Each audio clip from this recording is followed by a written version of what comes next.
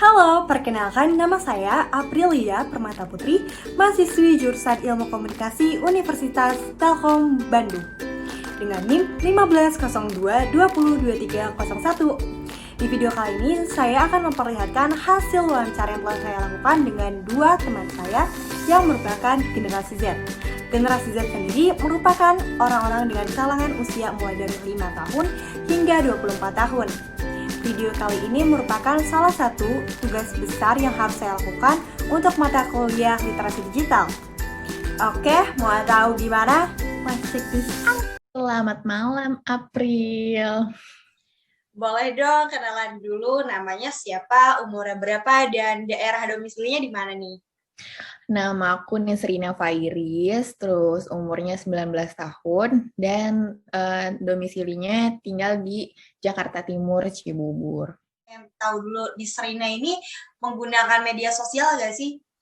Iya dong, apa zaman sekarang kayaknya jarang deh ya yang nggak pakai sosial media.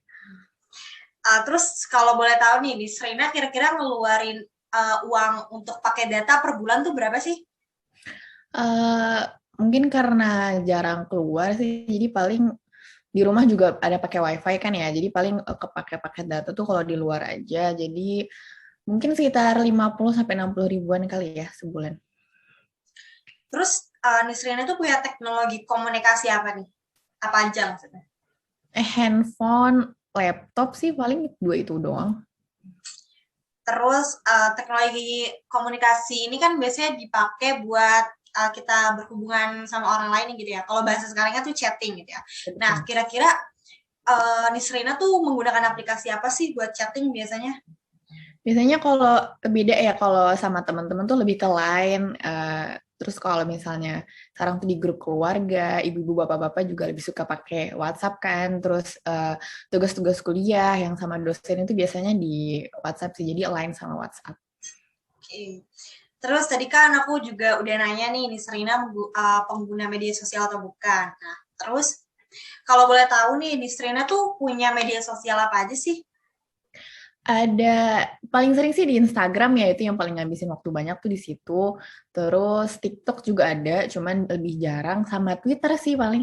Yang Ya. pertama aku pengen nanya nih, kira-kira Nisrina itu tahu nggak sih apa itu distribusi informasi? Kalau tahu boleh dong jelasin.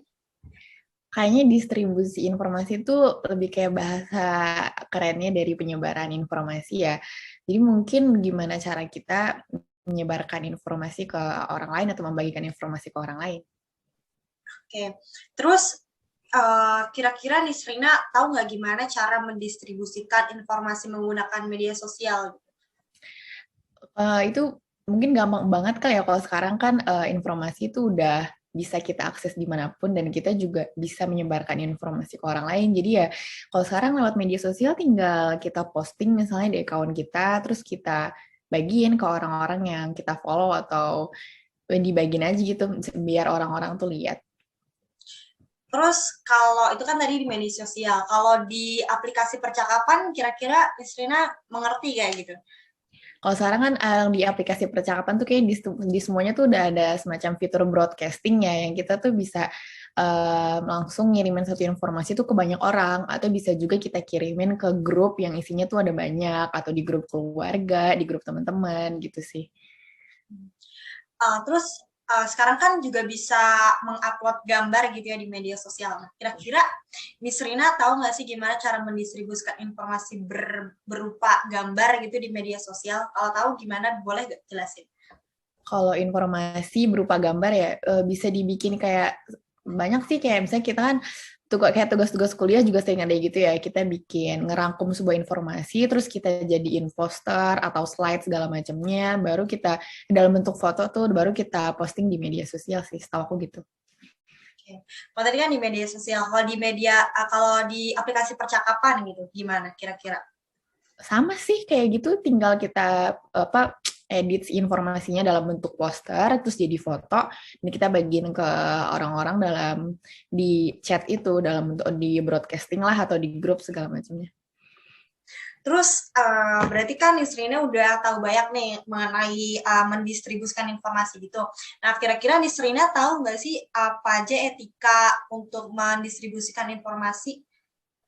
Pertama mungkin sebelum kita menyebarkan informasi itu kita harus tahu dulu ya dengan benar informasi itu tuh asal muasalnya dari mana, jelas atau tidak. Terus perlu ada klarifikasi apakah informasi itu tuh betul dan valid gitu. Jadi nggak hoax ya dan nggak membohongi orang-orang yang membacanya juga.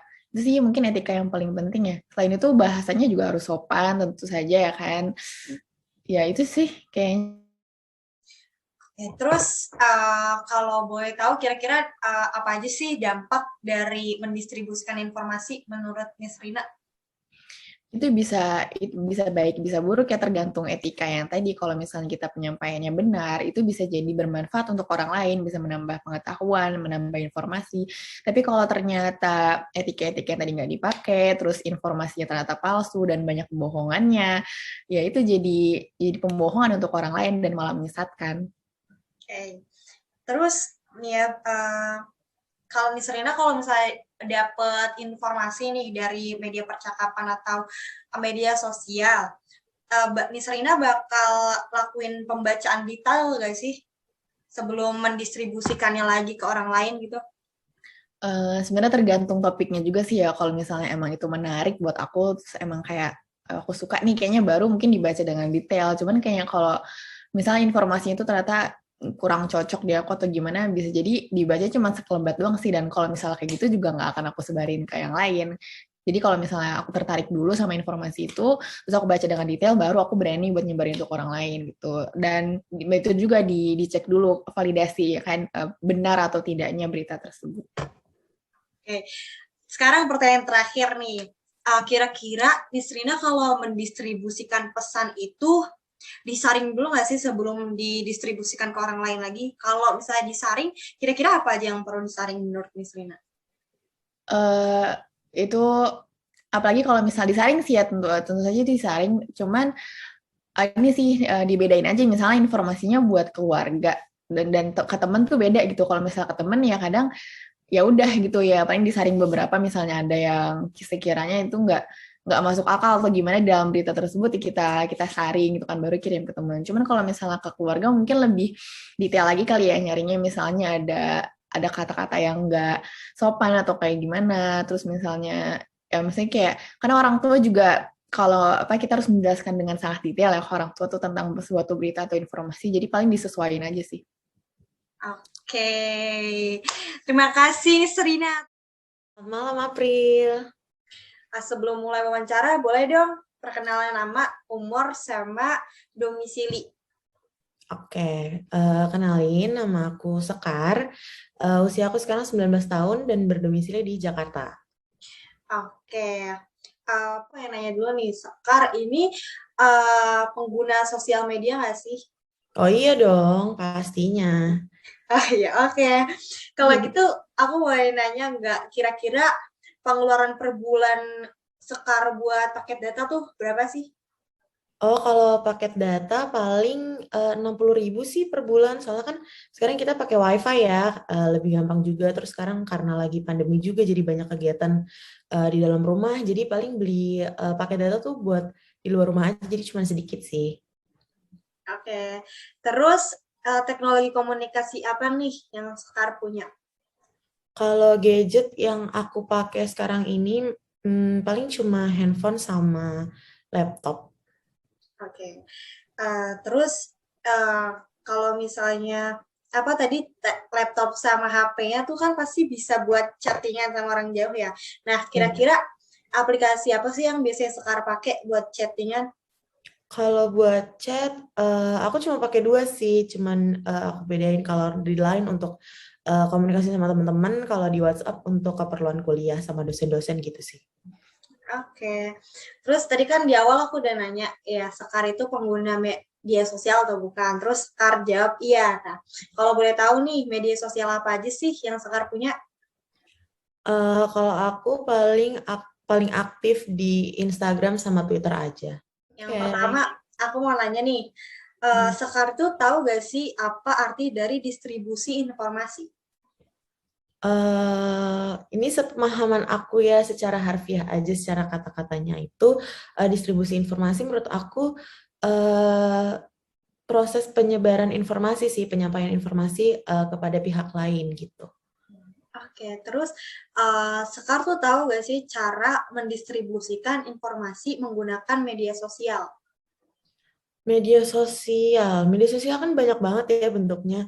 Kalau menurut aku untuk menyebarkan informasi di media sosial tuh banyak banget cara-caranya, bisa secara directly gitu di mungkin percakapan kayak di WhatsApp ataupun Line ataupun message gitu. Terus ada juga kalau misalnya berupa foto bisa di Instagram atau berupa video itu bisa di YouTube gitu sih menurut aku.